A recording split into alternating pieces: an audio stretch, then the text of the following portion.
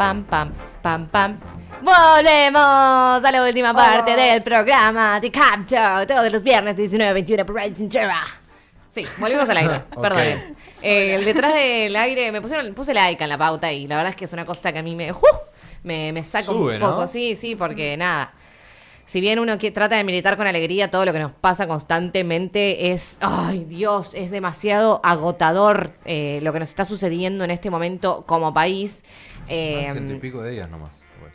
Y van 105 días, qué sé yo, es un infierno esto, es un infierno.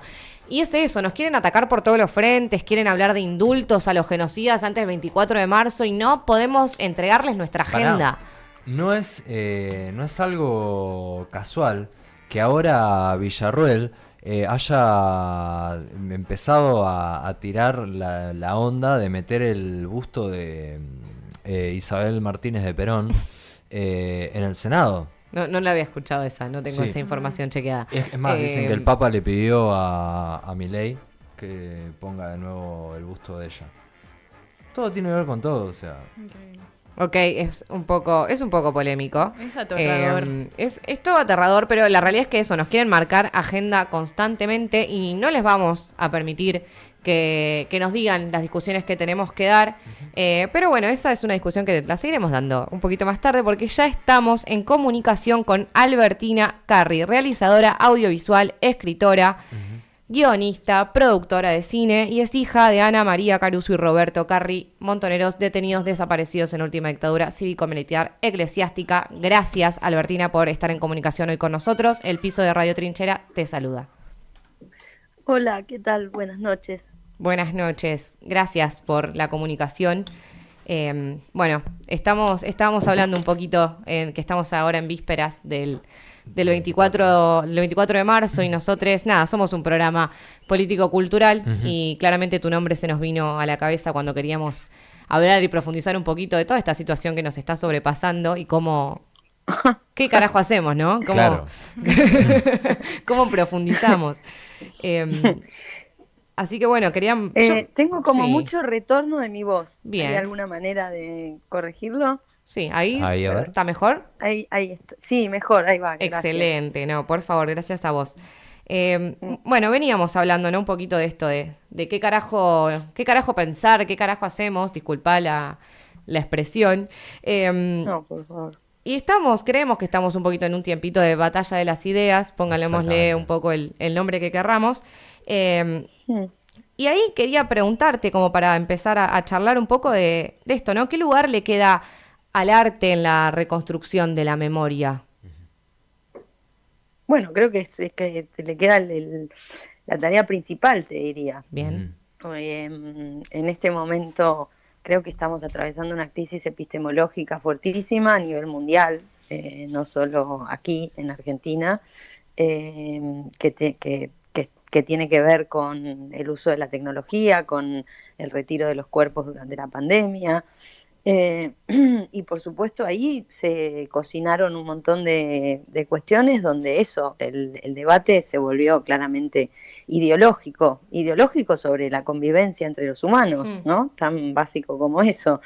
Y por supuesto siempre existen y siguen existiendo, o sea, creo que son las mismas, o sea, los mismos agentes neoliberales que incitaron y apoyaron y financiaron el golpe de Estado de la última dictadura eclesiástico cívico-militar en la Argentina, son los mismos que están actuando en este momento para que tengamos un gobierno como el que estamos teniendo. Son los grandes grupos económicos y cada vez la concentración económica es más grande, ¿no? O sea, cada vez son menos los que tienen la plata. También somos más personas en el mundo.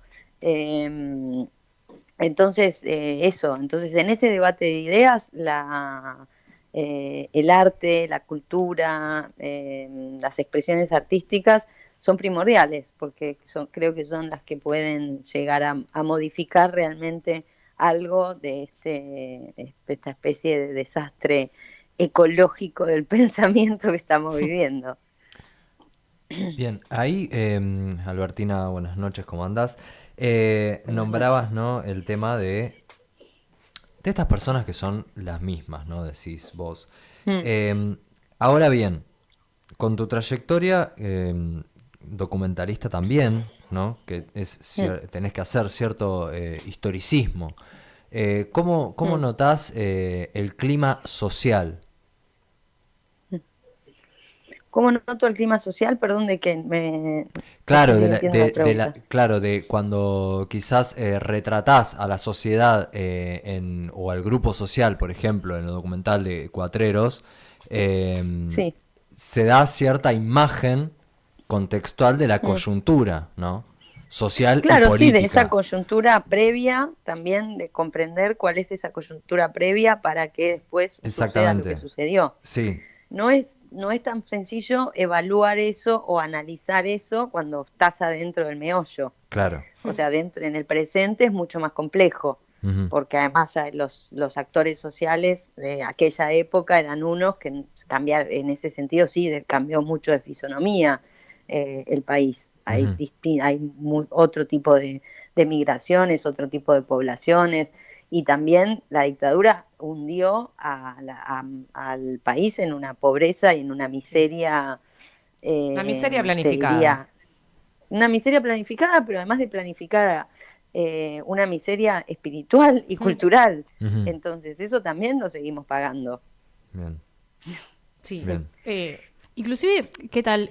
También pensar que estamos contra un fenómeno de sobreinformación a otro tipo de velocidades. Quería preguntarte en específico, Albertina, que en relación con tu película Rabia, ¿no? Hoy podemos pensar un contexto de la rabia y habías Mm, nombrado en una entrevista que la rabia es como un virus que se contagia, ¿no? Pero también la rabia es mm, como la violencia. Hay ahí como mm, dos puntos, ¿no? Entre lo contagioso y la violencia, ¿no? A mí me hace pensar que mm, también hoy hay un llamamiento desde el espacio cultural y de las artes a debatir, a mm, disputar, a luchar, a enojarse, mm, a odiar. mm, mm, Y por otro lado también tenemos el neoliberalismo o las formas de este neoliberalismo eh, prepon- eh, poniendo discursos de odio, ¿no? mm, En el debate y mm, también llevando a hacer lo que pasó con la militante de Hijos, ¿no? Tenemos mm. en disputa esto, la palabra de la violencia y de la rabia, en definitiva. Quería preguntarte a vos qué te parece estos dos Yo creo puntos. que es Sí. un momento muy clave por eso creo que el arte tiene una injerencia importantísima dentro de todas estas discusiones, pero creo que es un momento muy clave para llamar al diálogo. Bien. Ujú, Es para llamar, es justamente para volver al arte de la política, el arte de la política es la discusión, al diálogo y a la discusión, Ok. ¿no es cierto? Podemos estar enojados, tenemos derecho a estar enojados o enojadas o enojades, pero más allá de eso creo que es un momento para debatir ideas y encontrar propuestas superadoras, digamos. O sea, están haciendo un plan, desde hay un Estado que está eh, eh, que está utilizando un género discursivo ujú. que es el de la violencia. Sí. Entonces, si nos sumamos a ese género discursivo, lo único que vamos a lograr, creo, es seguir desparramando violencia. La violencia claramente es contagiosa. O sea, entonces en ese sentido creo que no es conducente. Me Total. parece que lamentablemente, a mí me pasó mucho que con mi película Los Rubios, que la filmé, lamentablemente es tan vigente, Mm. la filmé en los años 98, 99 y la estrené recién en el año 2003, pero fue una película que se convirtió en una especie de ícono Ujú. Ujú. del Sí. documental latinoamericano sobre la memoria. Y viajé muchísimo con esa película por el mundo entero y me tuve diálogos con el público de distintos tenores, digamos, Sí. pero muchos lugares me preguntaban por qué a mí no se me ocurría vengarme, que a mí me dejaba congelada directamente la pregunta. O sea, porque nunca pasó por mi cabeza semejante idea, digamos. Eh, pero hay sociedades, eso por ejemplo me sucedió en Colombia, Ujú. y en algunos pueblos en España que tienen todo este conflicto tenían todo aquel conflicto muy fuerte con ETA y el País Vasco, y Colombia que tiene una guerra hace 50 años y el país fragmentado. Creo que justamente es la manera de retomar, digamos, los caminos a la convivencia, no son no van por la vía de la violencia, No, para total. nada. Recién Mm, hablabas de los rubios y acá, mm, corregime por mi interpretación, pero mm, también tuvo ciertas críticas por no tener la mirada solemne sobre la construcción de la memoria, mm, acá buscamos un poquito también ser críticas de cómo intentamos construir esa memoria colectiva. mm. Que vos hablabas esto, ¿no? La memoria colectiva es discusión. Sí, Bueno, ¿cómo sí, sí. construimos esa Es un memoria? órgano vivo, Total, es un la músculo, memoria. un Sí, músculo que se sí, ejercita. Bueno, ¿y sí. cómo podemos construir hoy una memoria activa sin caer en la solemnidad o en la víctima? O claramente fueron víctimas, ¿no? Que no quiero que se interprete lo No, contrario. no, no, sí, sí, pero Eh, no, yo también estoy de acuerdo con lo que estás diciendo. O sea, para mí el discurso de la víctima también es un discurso muy complejo, porque la víctima deja todo congelado, digamos. Total. O sea, por supuesto, los asesinados son víctimas, punto, ya está, no se discute más. Eso es la vida y la Ujú. muerte, es otra cosa. Pero digo, quienes estamos acá, si el discurso que enarbolamos es el de la víctima, estamos quitándole también, cancelando todo tipo de discusión, porque a la víctima es inapelable. Total. Entonces, justamente me parece que la memoria es también parte de esta discusión y hay que abrir las puertas a la conversación y a la discusión y a también cada tanto dar un portazo y enojarse, pero como puede suceder, como sucede en cualquier reunión donde se hablan cosas muy sensibles, digamos, puede pasar, pero eso no significa no dejar siempre la puerta abierta para volver a tener otro diálogo. Total. En ese sentido, digo, porque vos me mencionabas la película La Rabia es una película que de lo que habla, por sobre todas las cosas, es de la naturalización de la violencia, de cómo naturalizamos determinadas cosas que son ultra violentas. En ese sentido, digo, el feminismo entró como a echar luz en un montón de Ujú. cuestiones que también hoy están en cuestión, ¿no? Porque lo primero que también hicieron fue, bueno, la barbaridad esta de tapar las próceres de la Sí, patria, tapar a Juana Zurduy con sí, es el horrible. Sí. genocida de Roca. No, Sí.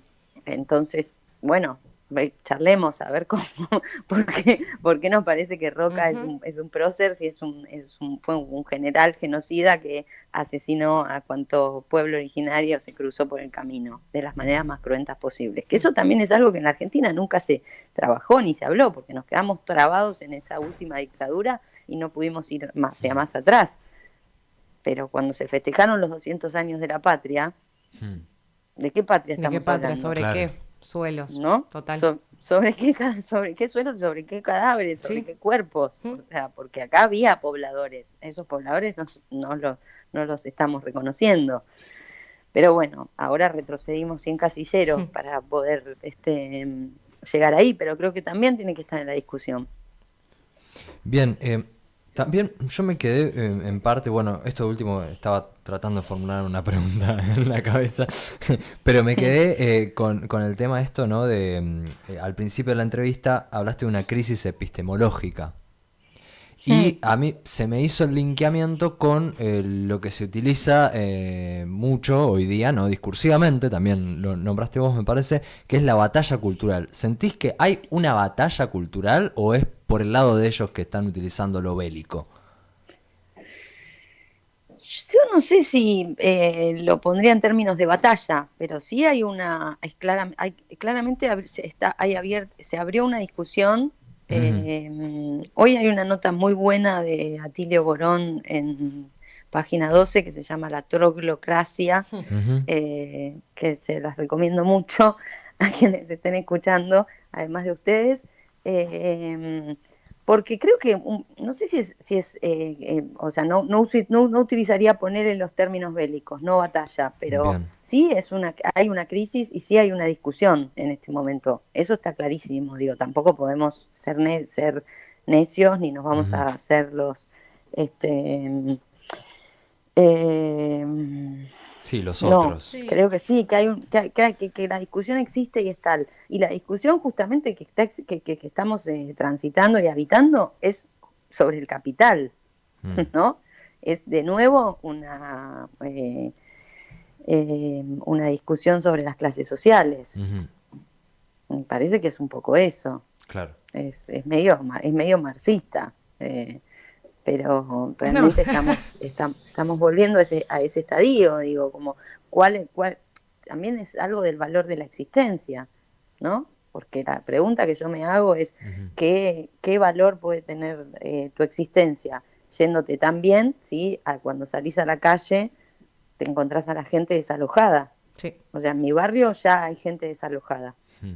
Ya tengo personas durmiendo, no solo las personas que ya dormían en la calle, esos que ya habían abandonado desde hace años, sino además hay unas nuevas personas que están con el lavarropas y la cocina y con su cama en la vereda. Mm. Entonces, ¿qué tipo de felicidad se puede tener? O sea, a mí me gusta leer, escribir, tengo mis libros, los ordeno. Ahora, cuánto puedo ser feliz con eso? Claro. Viendo todo esto otro que está alrededor. Yo personalmente no puedo, No. me es totalmente imposible. Me pregunto, entonces, creo que hay algo, esto en un sentido humano, pero Sí. también hay algo que está sucediendo, que también sucede, digo, por eso también ahora voy a hacer otro chivo, voy a recomendar Zona de Interés de Jonathan Glazer, Gracias. una película primordial para comprender también que estos tiempos, aunque es una película historicista y que trata sobre una historia muy particular en el pasado, pero lo que tiene de genial esa película es que reactualiza ese teatro de la política al Teatro de la presente, política. porque o sea, es sobre gente que está haciendo política donde los humanos no le importan. Ujú. Lo que está haciendo es haciendo planillas, planos, contando porotos y haciendo números. Entonces, esto conviene más, esto conviene menos, además de toda la carga ideológica. Sí, Pero total. también hay que poner eso en aviso, digamos, porque esa estadística, a veces, o sea, ¿no? Porque si no siempre dicen como que las personas de izquierda somos muy ideologizadas y que entonces estamos interpretando el mundo desde un lugar ideologizado. Bueno, no lo interpretemos desde ese lugar, interpretémoslo sencillamente desde este. O sea, vos para sostener en tu casa tenés que más o menos tener una idea de lo que las personas que viven con vos, sean quienes sean, sienten, les pasa, necesitan, desean, ¿no?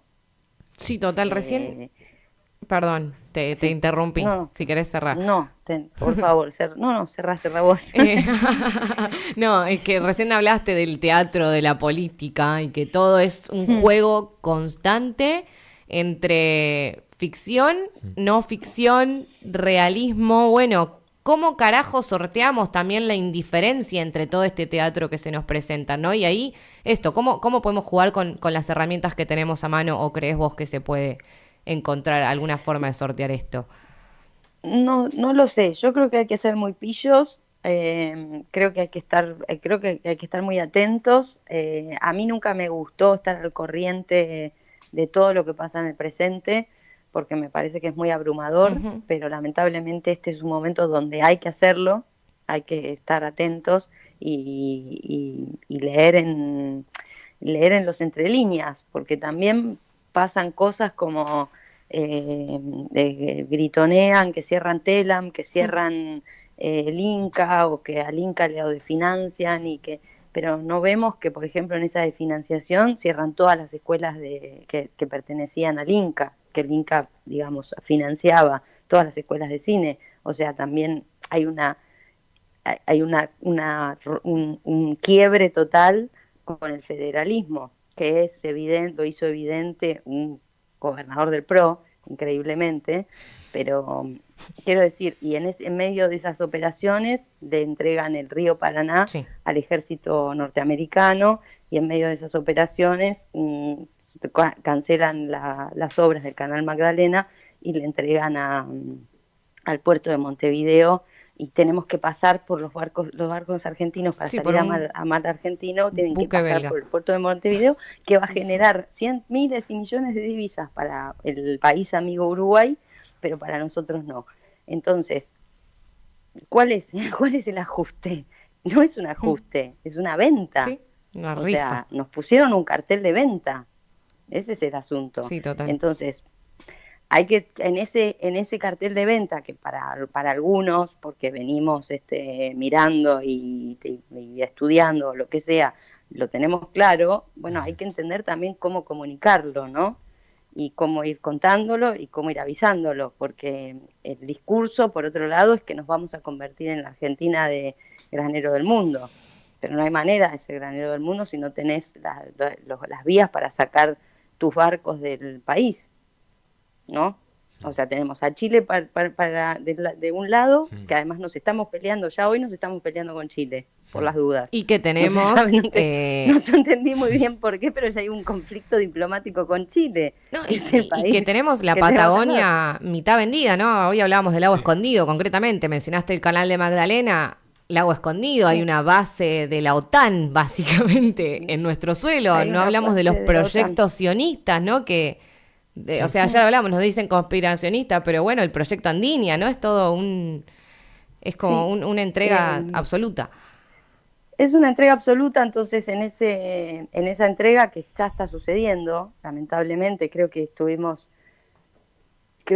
hay algo, digo, como dormimos en tiempos anteriores, ¿no? Como estas conversaciones habría que haberlas tenido hace 2 años, pero quedamos todos un poco atomizados con la pospandemia, y un gobierno muy malo, digámoslo también. O sea, venimos de un estado de gobierno realmente planchadísimo, que generó mucha confusión. Y también hay ahí algo que hay que analizar con respecto a los medios de comunicación, porque ahora pareciese que estamos al tanto hasta de todo, hasta de lo que desayunan los presidentes y los vicepresidentes. ¿Y por qué antes no estábamos al tanto de todo, con cada uno de esos detalles? Sí, ¿no? la También pensar transparencia en esas selectiva. Sí, porque claramente esa sobreinformación es una manera de desinformar.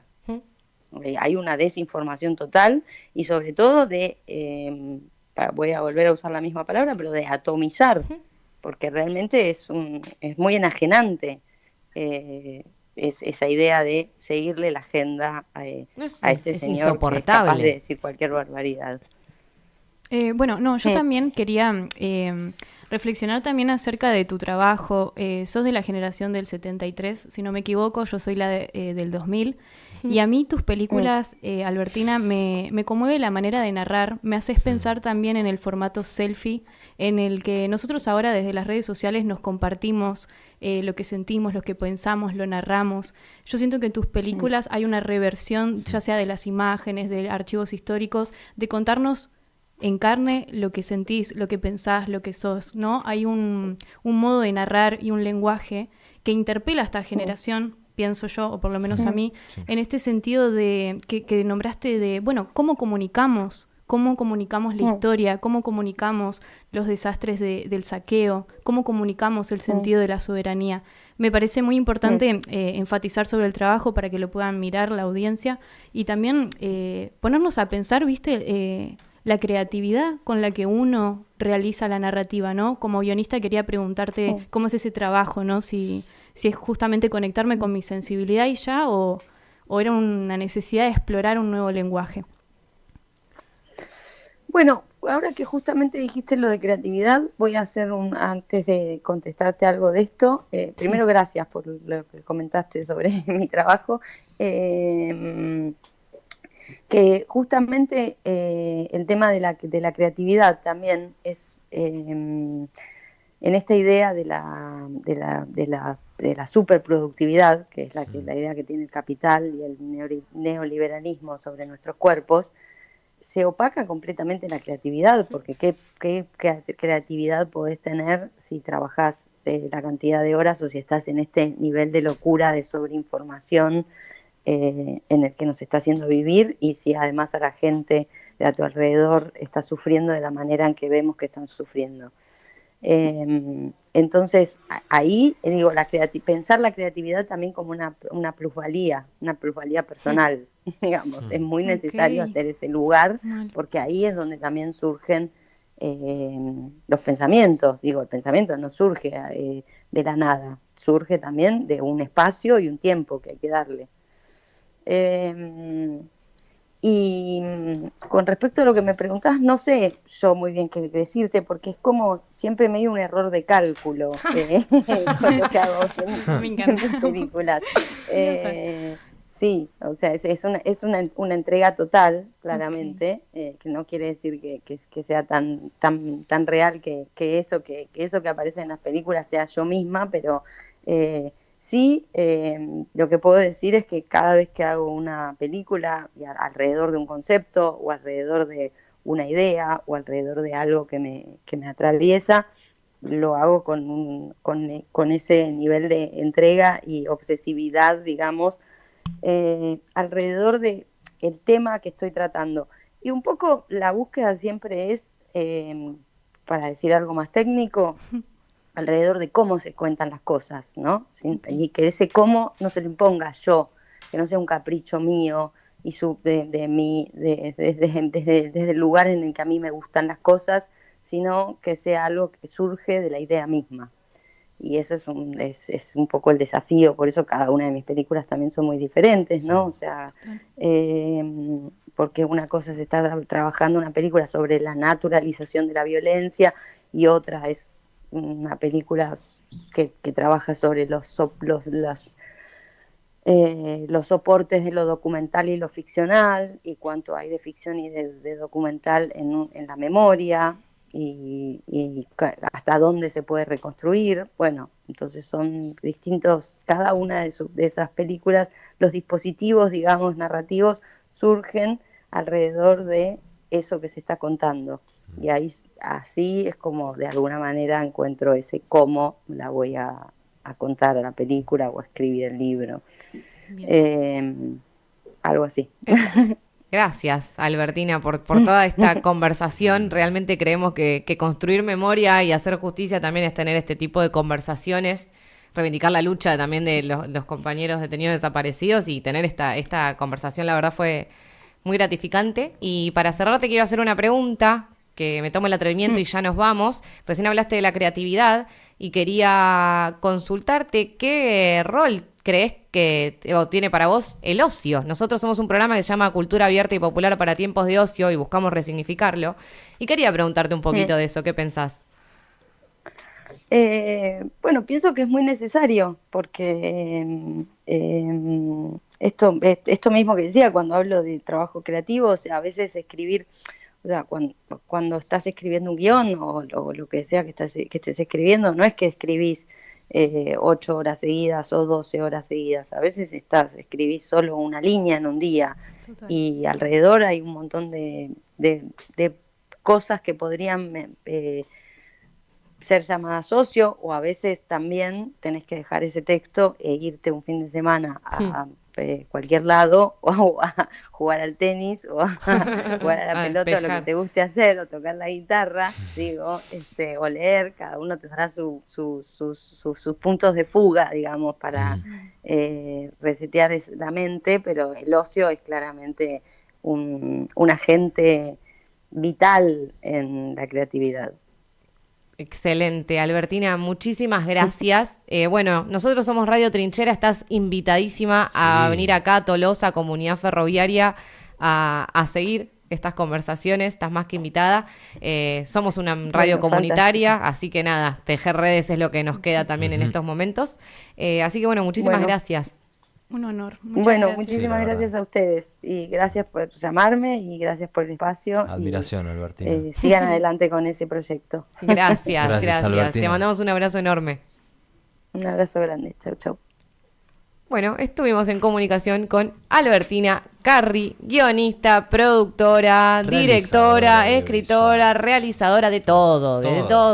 Ay, qué hermosa conversación. Bueno, gracias a todos ustedes del otro lado por bancar. Gracias, Guada. Gracias, Mora. Gracias, Comunidad Ferroviaria. Gracias, Radio Trinchera. Gracias a quien quiera que haya que agradecer. Nos vemos mañana a partir del mediodía en Plaza San Martín. Vamos a estar haciendo una radio abierta junto con Estación Sur y Nietes. A partir del mediodía nos encontramos ahí. Se convoca a movilizar a partir de las 3 de la tarde. Acá